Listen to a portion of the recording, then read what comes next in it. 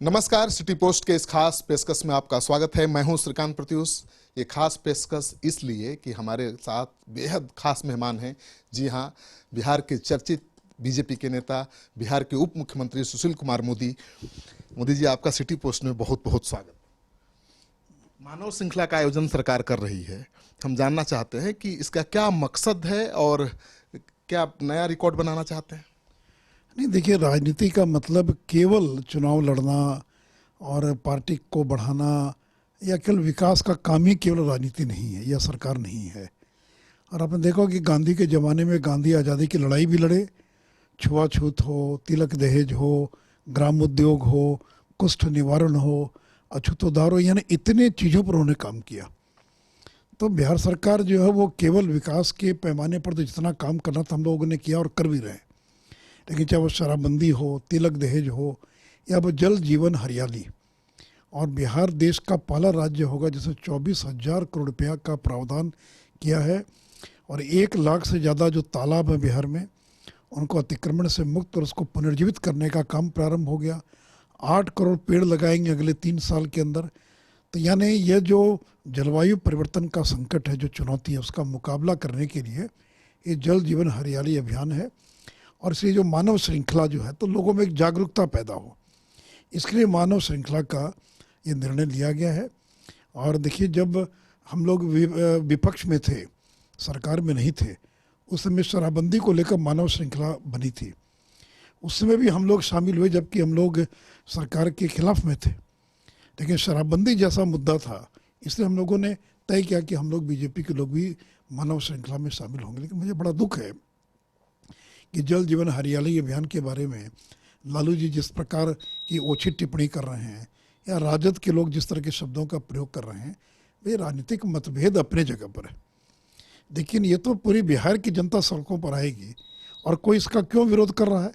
भैया, अगर कोई हम तालाबों को पुनर्जीवित कर रहे हैं, हम अगर पेड़ लगाने की बात कर रहे हैं, कुओं को हम फिर से जीवित करने की बात कर रहे हैं, उसके लिए जागरूकता का अभियान है, तो अब आप उसका विरोध करें तो ये बहुत ही दुखद है। विपक्ष कह रहा है कि आप राजनीति कर रहे हैं, सरकारी खर्चे पर राजनीति कर रहे हैं। अरे भाई, सरकारी खर्चे तो क्या हो गया भाई, ये तो जन जागरण का काम है ना। अगर तिलक दहेज के लिए, शराबबंदी के लिए, अगर वृक्षारोपण, इसके लिए लोगों में जागरूकता पैदा करने के लिए अगर सरकार हैंडबिल छपाती है, विज्ञापन देती है, बाकी करती है, तो उसमें क्या आपत्तिजनक है? किसी खराब काम के लिए तो खर्च नहीं कर रहे हैं, एक अच्छे काम के लिए कर रहे हैं। और पूरे देश में बिहार पहला राज्य है जिसने कि जलवायु परिवर्तन के को इतने बड़े मुद्दा बनाकर और इस तरह का अभियान चला रही है। तो इसलिए हर चीज़ में राजनीति नहीं होनी चाहिए। ठीक, हम लोग राजनीतिक दल हैं। इसलिए मैंने कहा कि जब शराबबंदी का मामला आया तो बीजेपी के लोग शामिल हुए, जबकि उस समय हम लोग यहाँ की वर्तमान ये महागठबंधन सरकार के खिलाफ में थे। तो सवाल मुद्दे का है। तो इसलिए मैं अभी भी अपील करूँगा कांग्रेस और राजद के नेताओं से, अपने कार्यालय के सामने खड़े रहिए। आपको बीजेपी कार्यालय या जदयू कार्यालय आने की जरूरत नहीं है, अपने कार्यालय के सामने खड़े होकर उसमें भाग लीजिए। और मैं बिहार के जितने व्यापारी हैं, दुकानदार हैं, ठेला चालक हैं, रिक्शा चालक हैं, खोमचा वाले, उन सभी लोगों से अपील करूंगा कि अपने अपने दुकान, ठेला, रिक्शा के सामने खड़े होकर आधा घंटा कम से कम आप अपनी एकजुटता का प्रदर्शन कीजिए। एक चुनाव से सवाल कि इस बार के विधानसभा चुनाव में क्या होगा? एनडीए का समीकरण, कोई रूपरेखा में बदलाव होगा या वही पुराना? नहीं, देखिए, कौन कितनी सीटों पर लड़ेगा ये तो बहुत समय इसको तय करने में, और जब समय आएगा तो केंद्रीय नेतृत्व बैठकर सारी चीज़ों का समाधान करेगा।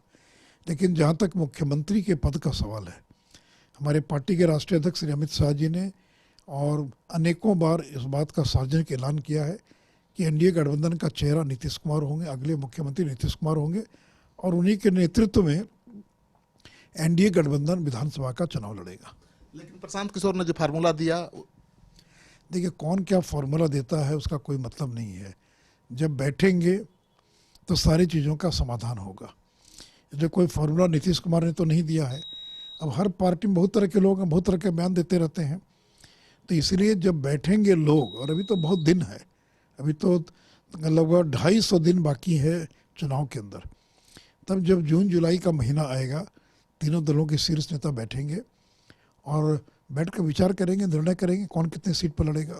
आप तो अपने स्टैंड पर लगातार कायम हैं, लेकिन आपके पार्टी के नेता बहुत बयान देते रहते हैं, नीतीश कुमार के खिलाफ मोर्चा खुले रहते हैं। अरे भाई, जब अमित शाह जी ने कह दिया, तो फिर उसके बाद किसी नेता के बयान का क्या मतलब है? इसलिए अमित शाह जी ने कल भी ऐलान किया, उसके पहले भी ऐलान किया, तो इसलिए इस पर कोई विवाद नहीं है और इस पूरे मामले का पहले ही दिन पटाक्षेप हो चुका है और पार्टी के राष्ट्रीय अध्यक्ष ने यह घोषणा कर दी है, इसमें बाकी किसी बयान का कोई मतलब नहीं। महागठबंधन में तो रार मची हुई है, कौन नेतृत्व करेगा? देखिए, अभी तो और बिखराव होना है, कई लोग उसको छोड़कर जाएंगे और महागठबंधन में लोग नाखुश हैं।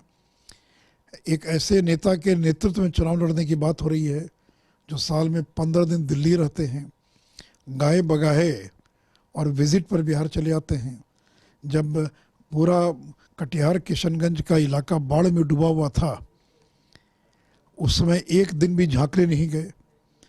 बिहार के अंदर मुजफ्फरपुर के अंदर और चमकी बुखार से कितनी बड़ी संख्या में बच्चों की मौत हो गई। सरकारी दल के लोग गए, लेकिन नेता प्रतिपक्ष और राजद का कोई नेता वहाँ झांकने तक नहीं गया। तो ये तो विपक्ष की भूमिका का भी निर्वाह नहीं कर पा रहे हैं, ये सरकार की भूमिका का निर्वाह क्या करेंगे? लालू यादव कोऑर्डिनेट करेंगे? नहीं, अब आप यही सोच लीजिए कि जेल में बैठा व्यक्ति और कोऑर्डिनेट करेगा, पार्टी का राष्ट्रीय अध्यक्ष है। अरे भाई, जैसे जगता बाबू को बनाया आपने, वैसे किसी और बाबू को बना देते राष्ट्रीय अध्यक्ष। लेकिन आपको तो जेल में जो बंद है, जो जिस पर भ्रष्टाचार का आरोप प्रमाणित हो गया, जिसको सजा हो चुकी है, वो आपके पार्टी का राष्ट्रीय अध्यक्ष है। आपके पार्टी में शहाबुद्दीन राष्ट्रीय कार्यकारिणी के मेंबर हैं। आपकी पार्टी के अंदर राजवल्लभ यादव घंटों लालू यादव से बैठकर बातचीत करते हैं, जो बलात्कार के मामले में जो सजा याफ्ता हैं। अरुण यादव, जिसने राबड़ी देवी का एक ही दिन में 8 फ्लैट खरीद लिया, उनके काले धन को सफ़ेद करने का काम किया, वो 3 महीने से फरार है। आज तक उनको सरेंडर नहीं करवाया। एक नाबालिग लड़की के साथ बलात्कार से जुड़ा मामला है। तो इसलिए देखिए, राष्ट्रीय जनता दल को लोग अच्छी तरह से जानते हैं। लेकिन राबड़ी जी ने ट्वीट किया कि जनता सब जान रही है, तो जनता तो जान ही रही है। जनता तो आपको भी जान रही है, हम लोग को भी जान रही है, और हम लोग को जान रही तब ना 40 में से 39 सीट हम लोग को देने का काम किया।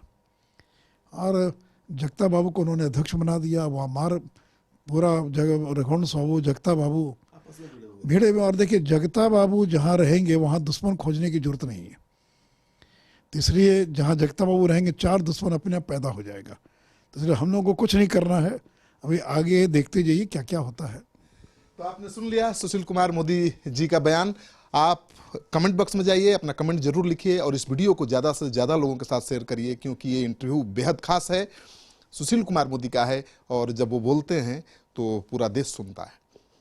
आपका सहयोग समर्थन लगातार मिल रहा है, इसे बनाए रखिएगा। धन्यवाद।